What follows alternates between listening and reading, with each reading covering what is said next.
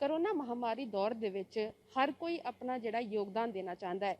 ਜੇਕਰ ਗੱਲ ਕੀਤੀ ਜਾਏ ਚੰਡੀਗੜ੍ਹ ਦੀ ਤੇ ਇੱਥੇ ਵੀ ਕਈ ਸੰਸਥਾਵਾਂ ਅੱਗੇ ਆਈਆਂ ਨੇ ਤੇ ਉਹਨਾਂ ਵੱਲੋਂ ਜਿਹੜਾ ਹੈ ਕੋਵਿਡ ਕੇਅਰ ਸੈਂਟਰਸ ਬਣਾਏ ਗਏ ਨੇ ਜਿੱਥੇ ਕਿ ਮਰੀਜ਼ ਆ ਕੇ ਆਪਣਾ ਇਲਾਜ ਕਰਾ ਰਹੇ ਨੇ ਤੇ ਇੱਕ ਨਵਾਂ ਜਿਹੜਾ ਹੈ ਆਧੁਨਿਕ ਫੈਸਿਲਿਟੀਜ਼ ਦੇ ਨਾਲ ਇੱਕ ਕੋਵਿਡ ਕੇਅਰ ਸੈਂਟਰ ਬਣਾਇਆ ਗਿਆ ਹੈ ਜਿਹੜਾ ਕਿ ਸੈਕਟਰ 8 ਦੇ ਮਿਨੀ ਸਪੋਰਟਸ ਕੰਪਲੈਕਸ ਵਿੱਚ ਹੈ ਤੇ ਇਹ ਜਿਹੜਾ ਕੋਵਿਡ ਕੇਅਰ ਸੈਂਟਰ ਹੈ ਸਰਬਤ ਸ਼੍ਰੀ ਲਾਈਫਲਾਈਨ संस्था वालों बनाया गया है तो उन्होंने जी मैंबर साडे नाल है रोहिना खुल्लर। कई लोग खबरां देख के सो जाते हैं, कई लोग खबरां देख के जागते रह गए। असी वो लोग हैं जिहड़े राती सो नहीं पाए खबरां देखण तो बाद। फिर असी सोचते रहिए कि असी की करिए कि असी किद्दां सो लीए चैन दी नींद जदों उत्थे सड़कां ते लोकी तराई तराई मर रहे हैं। उस लई फिर असी कुछ फ्रेंड सर्कल च गल्लां कीतियां, इस तरह करदे करांदे असी कुछ सिमिलर लाइक माइंडेड लोग इकट्ठे हो गए और अल्टीमेटली वी केम टुगेदर, हम सारे इकट्ठे हो गए और ये प्रोजेक्ट स्टार्ट हो गया। तो सब अपनी अपनी जगह काम कर रहे हैं, कोई कहीं पे कोई कहीं पे, सेवा भाव से सारे लगे हुए हैं, लेकिन पर्पज़ सबका एक ही है, एम सबका एक ही है, सोसाइटी को इस महामारी से बाहर निकालना। जो अफोर्ड नहीं कर सकता है उसको हमने यहाँ पर ला के सेवा देनी है, उसको हमने ठीक करके भेजना है यहाँ से और खुश करके भेजना है, दुखी हाल में नहीं रखना। उसके 10 दिन 15 दिन जो भी यहाँ ट्रीटमेंट के होंगे, patient will be in good hands, in good care and will be taken care of in every possible manner. उसकी साइकोलॉजिकल नीड्स, उसकी फ़िज़िकल नीड्स, हर चीज़ का ध्यान रखने की, और ऑब्वियसली जो डॉक्टर्स हैं they will take care of medical needs also. So हर एंगल से हम पेशेंट को संभालना चाह रहे हैं। असी इत्थे बहुत एडवांस लैवल का सेंटर बना रहे हैं। ਇੱਥੇ ਅਸੀਂ ਅੰਦਰ ਹਾਲ 'ਚ ਜੇ ਤੁਸੀਂ ਦੇਖਿਆ ਹੋਇਆ ਕਿ 50 ਬੈਡਡ ਹਾਲ ਹੈ ਔਰ ਬਹੁਤ ਖੁੱਲ੍ਹਾ ਹਾਲ ਹੈ। ਉਹ 'ਚ ਪ੍ਰਾਈਵੇਸੀ ਦਾ ਵੀ ਧਿਆਨ ਰੱਖਿਆ ਗਿਆ, ਵਿੱਚ ਪਾਰਟੀਸ਼ਨਸ ਅਸੀਂ ਕ੍ਰੀਏਟ ਕੀਤੇ ਹੈ ਕਿ ਮੈਨ ਔਰ ਵਿਮਨ ਨੂੰ ਅਲੱਗ ਕੀਤਾ ਜਾ ਸਕੇ ਤਾਂ ਕਿ ਉਹਨਾਂ ਨੂੰ ਆਪਣਾ ਕੰਫਰਟ ਜ਼ੋਨ ਮਿਲੇ। ਅਸੀਂ CCTVs ਲਗਾਏ ਹੈ ਜਿਨ੍ਹਾਂ ਦੇ ਥਰੂ ਪੇਸ਼ੈਂਟ ਦੀ ਮੋਨੀਟਰਿੰਗ ਹੋ ਸਕਦੀ ਹੈ। अंदर इंटरकॉम दिता है जिदे थ्रू पेशेंट बाहर गल कर सकता है, किसी नाल उन्हें गल करनी है इंटरकॉम ते डॉक्टर्स नाल, नर्सिस नाल, कोई उन्होंने ज़रूरत है वो मंग सकता है, फ़ोन करके अपनी ख्वाहिश जाहिर कर सकता है। असी पब्लिक एड्रैस सिस्टम लगाया जिदे थ्रू असी उन्होंने कोई मैसेज देना है या सॉफ्ट म्यूजिक देना है, कोई उन्होंने असी योगा करवानी है, कोई मैडिटेशन करवानी है, वो असी पब्लिक एड्रैस सिस्टम ते कर पावांगे।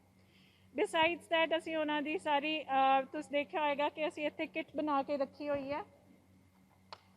इस किट विच पेशेंट की डे टू डे नीड्स का ध्यान रखा गया, toothbrush, toothpaste, soap, washing soap, utensils, steamers, हर बैड ते स्टीमर्स होंगे। उस तो सिवाय ऑक्सीजन की कोई कमी नहीं है इत्थे। ऑक्सीजन सिलेंडर्स होंगे, कॉन्सनट्रेटर्स होंगे, हर बैड के नाल स्विच लगे हुए है। वाईफाई असी लवाता है, पेशेंट्स अपने मोबाइल चार्ज करन, वाईफाई नाल कनैक्ट करन, घरदियां नाल कनैक्ट करन, बिकॉज सब तो वड्डी गल हुंदी है कि their family is away from them. तो साडी कोशिश है कि उन्होंने उन्होंने फैमिली नाल भी कनैक्ट किया जाए। प्लस असी पेशेंट जिहड़े थोड़े लैवल 1 के पेशेंट्स होणगे उन्होंने मूवमेंट भी दिता सी। बाहर भी तुसीं देखा होएगा कि वॉक करन दी जगह हैगी है, बाहर बैठन दी जगह है। Sunlight is very important for the Covid patient. तो धुप्पे उन्होंने चेयर्स वगैरह लगनगियां, जो पेशेंट्स थोड़ी देर धुप्पे बैठना चाहते हैं, ओपन इन्वायरमेंट जाना चाहते हैं, कोई वॉक करना चाह रहे हैं, स्ट्रॉल करना चाह रहे हैं, we have given them enough space and we are planning their food also. Dietitian साडे लगे हुए है, उन्हों का मैन्यू तैयार कर रहे हैं which would be high protein and plus fruits and काढ़ास एंड एवरीथिंग, जिससे पेशेंट के बाकी पैरामीटर्स भी हमने देखने कि पेशेंट खुश रहे।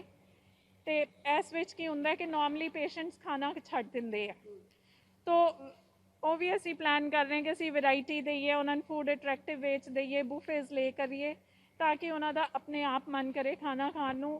असी इत्थे उन्होंने ठीक करना है, उन्होंने सेवा करनी है और उन्होंने खुशहाल करके सोसाइटी विच फिर वापस भेजना है, so that they are happy and healthy citizens of this society once again. 4 doctors यहाँ पर ऑल टाइम रहेंगे with 4 नर्सेस और 4 डॉक्टर्स ऑनलाइन कंसल्टेशन में एक्सपर्ट्स रहेंगे। तो राउंड द क्लॉक डॉक्टर्स होंगे कि इस सेंटर में एक बड़ी खूबसूरती जी हैगी है तो मैं इन्हों नाल मिलाना चाहूँगी। मिस्टर तेजबीर हैगे ने, 46 ਗੁਰਦੁਆਰਾ ਪ੍ਰਬੰਧਕ ਕਮੇਟੀ ਤੋਂ ਇਹ ਅੱਗੇ ਆਏ ਕਿ ਅਸੀਂ ਲੰਗਰ ਸੇਵਾ ਦੇਵਾਂਗੇ ਮੈਡਮ।